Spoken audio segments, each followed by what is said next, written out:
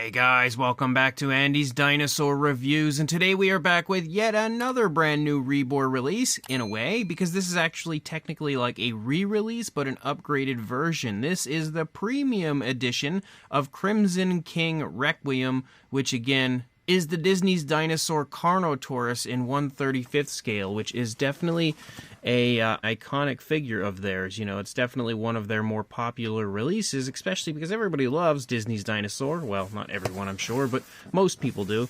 But as far as the packaging and everything goes, you can basically see here on the back also available, which is the standard version, the plain as it states, and then there is also the Ecryxenatosaurus, which none of these two are new, but there's also two empty slots here, and I do remember there being some different paint variants of this figure that were teased that were actually incredible, if you ask me. So maybe that's a sign that we'll still get those. I don't know, but I'm gonna keep my fingers crossed because I would really love to have those figures. So let's pop this box open and check it out. So here is our premium edition of the Carnotaurus now, and honestly I feel like this is definitely what the original version should have been, but it also is a much nicer looking version of the Carnotaurus compared to the previous version. Honestly, this is like the total package for a Disney's Dinosaur Carnotaurus because the sculpt is absolutely awesome. It definitely looks like the Disney's Dinosaur version.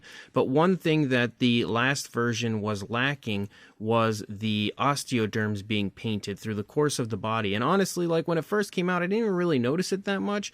I almost glanced over that fact, but as time went on and as I kind of just looked into the Carnotaurus a little more, I definitely noticed that that paint was missing and it became almost like an eyesore for me. So I'm really happy to now see one that actually includes that paintwork. I don't know what all the differences are, but we will bring the original one in here just to kind of compare so that maybe you know whether it's something that's worth picking up for you or maybe not. But it was definitely worth it to me to grab this version because I love the fact that now all of the osteoderms are painted out. We can see the eyes are also painted pretty nicely with a black and then a gold and a black pupil, but kind of looks like maybe there's just a slight hair of too much of that gold on the bottom of the eye, but it still looks pretty good. We of course still have an articulated jaw, and if we get inside the mouth we can see the teeth looking pretty nice, and again the tongue painted and everything with a pink and then kind of like a reddish wash. It looks like there's also a darker tone of color, kind of like a dark pink here on the skin stretching on the inside of the mouth. Everything looks extremely impressive and extremely realistic in that area, as it usually does from Rebor, and we obviously can see again that the dark wash is applied very nicely on this figure, definitely adding some nice doses of realism to it. The horns as well are painted beautifully and also seem to have like a wash applied potentially, but they look super realistic as far as the paintwork goes. But again, the biggest difference that I'm definitely noticing is the fact that now all of the osteoderms moving down, also here in the face, but moving down through the body and those kind of like ridges following along the spinal column are all now painted out with a lighter tone. We do still have the reddish tones of the body. We also have those purples showing up again that are definitely something you want to see on a Disney's Dinosaur Carnotaurus. We also have the lighter tone here on the underbelly, which looks really good. The dark wash definitely highlighting every scale down here perfectly.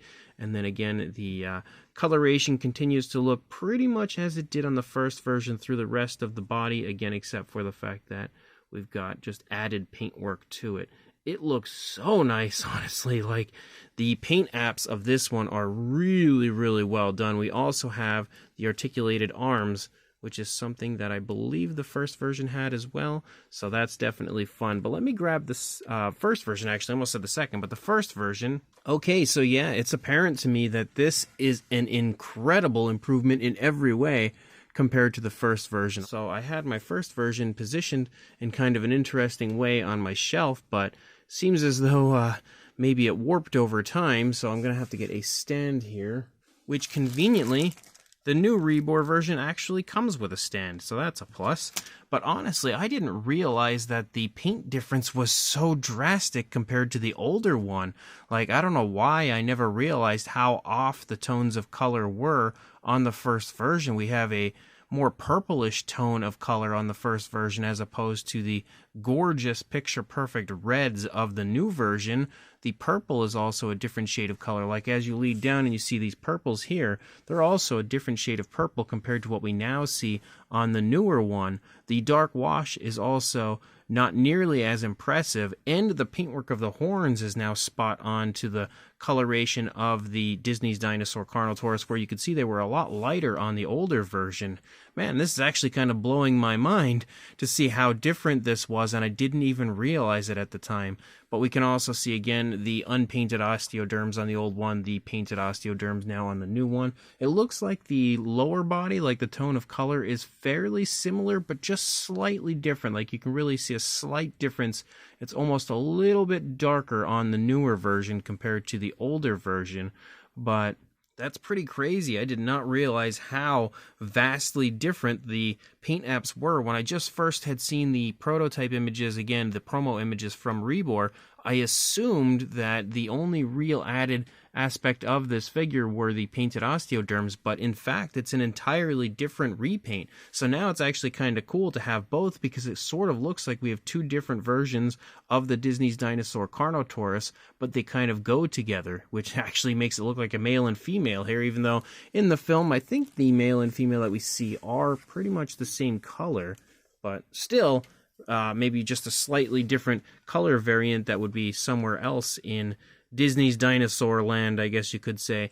But another thing that I just noticed bringing this over is the paintwork of the inside of the mouth is actually different as well, as the older one just didn't have as much life to it. You can see it basically just has like a pinkish tone in there, and then the newer one has like this dark pinkish tone and then like reddish washes and stuff, just adding in lots of realism for the inside of the mouth of the figure. Let's see here. We did have a darker tone around the eye on the older one, and we do have a darker tone on the eye again, or around the eye, I should say, for the newer one. But if you get nice and close, you can really see the differences between the two. They actually look so much different. Like, I just didn't, it's like baffling me right now that I didn't realize how different they looked. And now I wouldn't even just say that this new version is an upgrade. It's like an entirely different repaint looking at the two. But overall, again, you can definitely see that paint-wise, these two are quite different. And that makes the newer one definitely the ultimate, I guess you could say, when it comes to a Disney's Dinosaur Carnotaurus, especially when it comes to the Rebor version. So obviously I don't think we really need to do a whole lot else for this video, because we have already reviewed the sculpt and everything in the past with the original release.